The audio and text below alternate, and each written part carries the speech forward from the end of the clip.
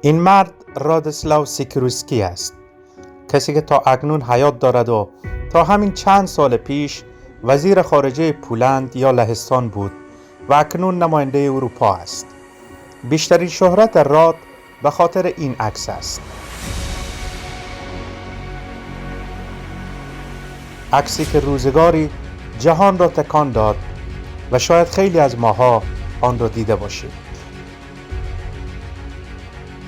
این عکس جدای این که در نشریات مختلف جهان نشر شد، در کتاب خاک اولیا نیز منتشر شد.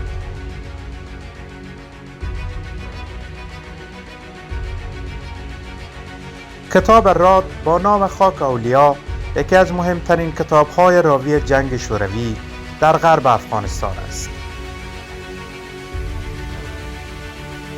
عکس او از روستای کشک سروان در ولسوالی پشتون زرغون هرات مشهورترین عکسی است که از جنگ افغانستان همچنان دارای شهرت جهانی است. او خبرنگار کمتر شناخته شده‌ای بود که چند سال در هرات ماند و عکس او در نهایت نگاه جهان به جنگ افغانستان را هم تغییر داد. داستان عکس از این قرار است که روزی راد سیکورسکی شاهد حمله هوایی چند جنگنده شوروی بود. هدف آنها روستای کشک سروان در چند کیلومتری مرکز ولسوالی پشتون زرغون بود. هنگامی که راد سیکورسکی به این روستا رسید، بیش از 30 جسد از زیر آوار بیرون آورده شده بودند و بیش از 40 نفر از ساکنان هنوز مفقود بودند. راد در کتاب خود می‌نویسد: با خانه در روستا وارد شدم. اهالی بقایای دیوارها را واژگون می‌کردند و ابرهایی از گرد و غبار را برافراشتند و چشمان مردم منظره باور نکردنی را دیدند.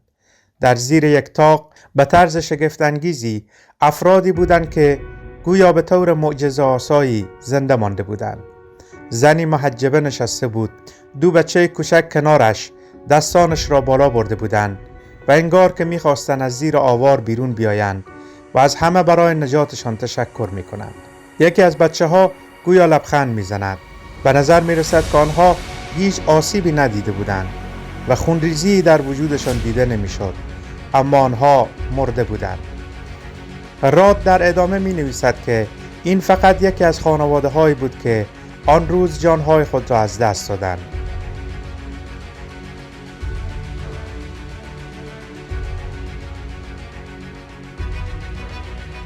او بعد از بازگشت به کشورش چند سال بعد وزیر خارجه کشور لهستان یا پولند شد و اکنون نیز نماینده اتحادیه اروپا است.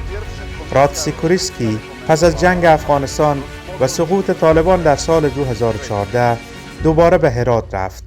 او به عنوان وزیر خارجه پولند از مناطق مختلف هرات با دوست قدیمی خود محمد اسماعیل خان دیدار کرد. اسماعیل خان در آن دیدار راد را دوست صمیمی و دیرینه مردم افغانستان خطاب کرد.